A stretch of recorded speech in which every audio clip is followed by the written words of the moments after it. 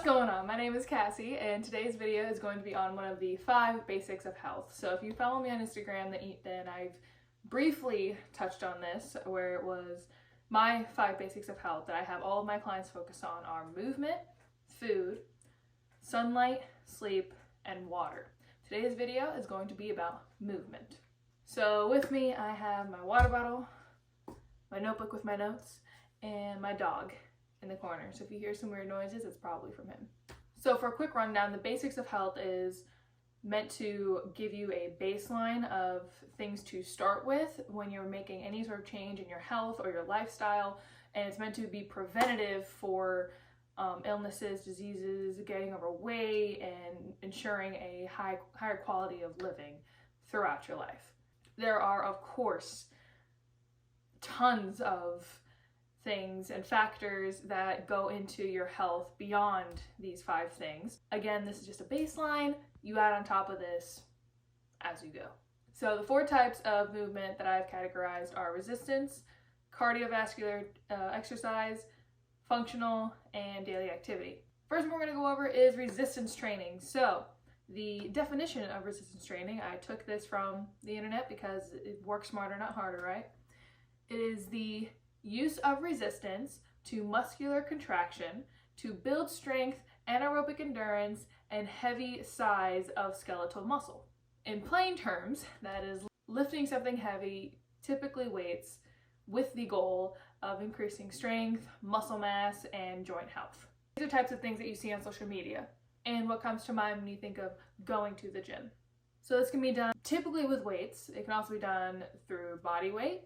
It can be done with resistance bands, sandbags, anything that's going to challenge your body and put it into a state of muscular breakdown and repair.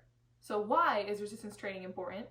Quality of health, metabolism, and resistance to illness are directly related to one's body composition. The more muscle you have, the healthier you are. The more body fat you have, to muscle ratio, the more at risk you are for all different types of health problems. This does not touch on hormones, genetics, other predispositions to illnesses and cancers and injuries. Doesn't touch on that at all. This is just what resistance training specifically can do for you and why it's important. The next category is cardiovascular exercise. This is going to be any type of exercise that gets your heart rate up and keeps it there for a prolonged period of time. So this will be running, sprinting, swimming, HIIT workouts, walking, hiking, biking, anything. The reason why cardio is important is, you'll burn calories, sure, but beyond that, it improves your lung and heart health, your oxygen capacity and blood circulation. It boosts your energy, endurance, and stamina. So if you want to last longer, do some cardio. So the next category is functional movement. Now, pretty much everything that falls under functional movement can be considered a subcategory of resistance training, but because of its importance and how much people tend to neglect this area, I felt it needed its own category. So functional movement is my personal umbrella term for doing anything that has to do with moving better in your specific area.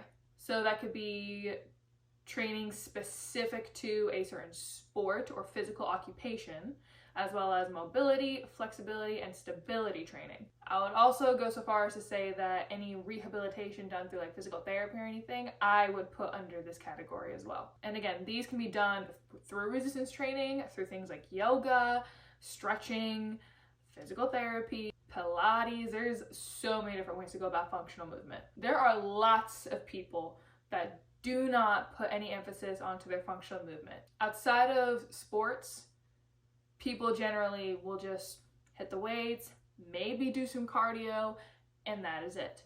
But the thing is, we have a lot of small muscles that need to be trained, warmed up, and stretched out because they may be small, but they have some of the most influential impacts on our big muscles, right? The ones that we do think about, right?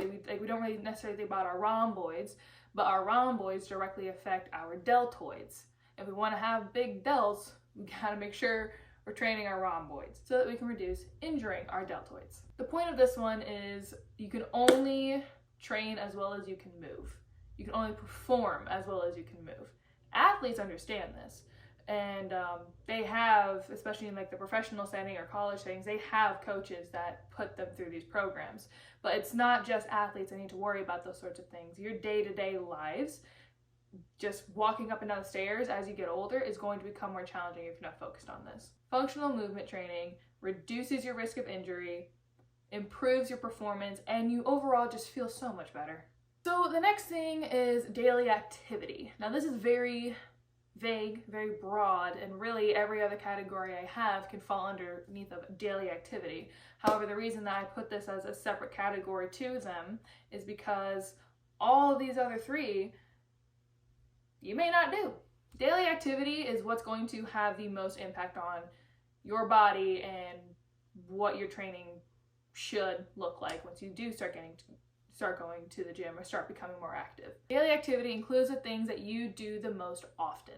So that could be playing sports, walking your dog outside, exercising, sitting at school or at the office, working inside or outside, physical labor jobs versus, again, sitting at a desk job or walking around with clients all day job or door-to-door sales jobs. Your body responds to what you do consistently. So things that you do every day, as well as things that you don't do every day or every so often, are going to impact you the most. And exercise, resistance training, cardio, functional movement may not fall under that category if you don't do it regularly. And your training arguably should be tailored to these things. And that's pretty much all that I have for movement when it comes to the basics of health. Next video is going to be all about food, so stay tuned for that. And thank you so much for joining. I'll see you in the next video, and have a great rest of your day.